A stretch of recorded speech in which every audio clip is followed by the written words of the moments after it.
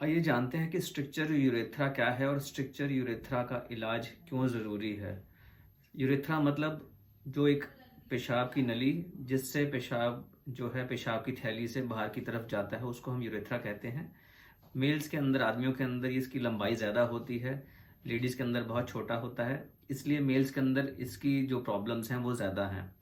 जो सबसे common problem है उसको हम बोलते हैं स्ट्रक्चर यूरेथ्रा। स्ट्रक्चर मतलब कि जो पेशाब की नली जो है अगर वो सिकुड़ जाती है, उसका रास्ता तंग हो जाता है, उसको हम मेडिकल भाषा में स्ट्रक्चर कहते हैं। जैसा कि पहले भी डिस्कस किया हमने, ये ऐसा क्यों होता है, ये इन्फेक्शन की वजह से हो सकता है, चोट की वजह से हो सकता है, एक्सीडेंट की वजह से हो सकता है, और कुछ स्किन की कंडीशंस हैं जैसे कि BX हो उसकी वजह से, यौन संक्रमण रोग हैं उसकी वजह से, इन्फेक्शन होने की वजह से, पहले कोई सर्जरी हुई हो पेशाब के रास्ते से जैसे कि प्रोस्टेट की सर्जरी या कोई भी और सर्जरी, उसकी वजह से वहाँ रुकावट हो सकती है। रेयरली कैंसर्स की वजह से भी वहाँ पे रुकावट हो सकती है। इसका इलाज क्यों ज़रूरी है? नंबर एक, ये जो है एक कॉमन प्रॉब्लम है। इसकी वजह से जो यूरिन का रास्ता है वो तंग होने की वजह से पेशाब का धार जो है बहुत पतला हो जाता है, और कभी कभी उसकी वजह से पेशाब बंद भी हो सकता है।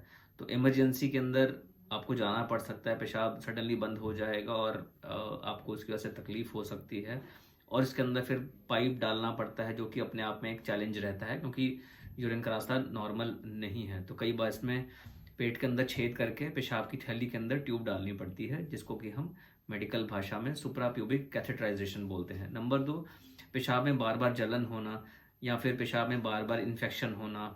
कई बार जो है मेल्स में सीमेन डिस्चार्ज होना भी प्रॉब्लम हो जाती है। सीमेन जब पास करते हैं तो वो भी उसके अंदर रुकावट होती है, तो वो उसकी वजह से सेक्सुअल इश्यूज हो सकते हैं। फिर होता है कि कभी कभी इसके अंदर यूरिन के अंदर ब्लड आ सकता है, और रेयरली ऐसा हो सकता है कि अगर बहुत लॉन्ग स्टैंडिंग कोई स्ट्रक्चर है तो फिर जो यूरिन जो है किडनीज के अंदर वापस जाना शुरू होता है और उसकी वजह से किडनी फेलियर हो सकता है। इसीलिए स्ट्रक्चर यूरेथ्रा की जानकारी होनी ज़रूरी है, उसका इलाज होना ज़रूरी है। इसको हम कैसे डायग्नोज करते हैं?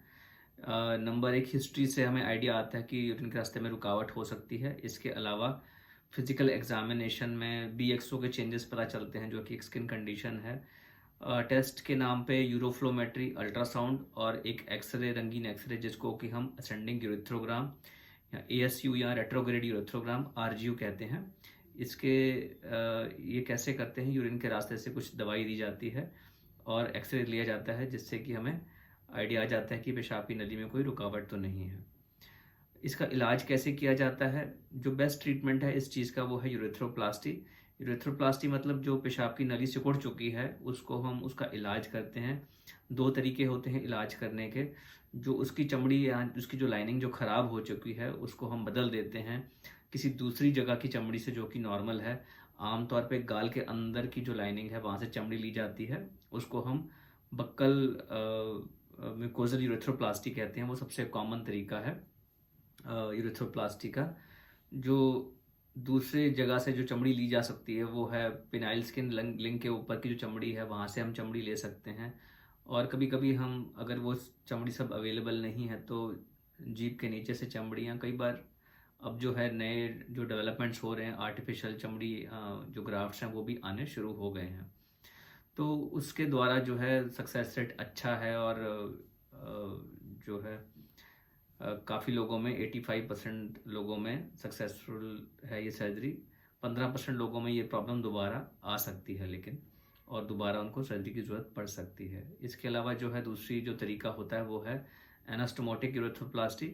उसके अंदर क्या करते हैं, जो रास्ता तंग है अगर वो सेगमेंट छोटा है तो उसको हम काट देते हैं, और जो नॉर्मल जो दोनों रास्ते हैं उनको हम आपस में जोड़ देते हैं। उसको हम एनास्टोमोटिक यूरेथ्रोप्लास्टी बोलते हैं।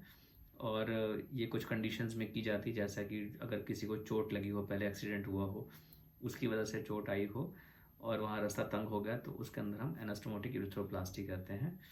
इसके अलावा जो दूसरे तरीके हैं एंडोस्कोपिक तरीके हैं, दूरबीन वाले जो तरीके हैं, उनके जो हैं सक्सेस के चांसेस कम हैं। वो सर्जरी सिंप्लीफाइड हैं लेकिन उनके सक्सेस के चांसेस भी बहुत ना के बराबर ही हैं, और उसके अंदर बार बार हमें ये ट्रीटमेंट्स ऑफर करने पड़ते हैं।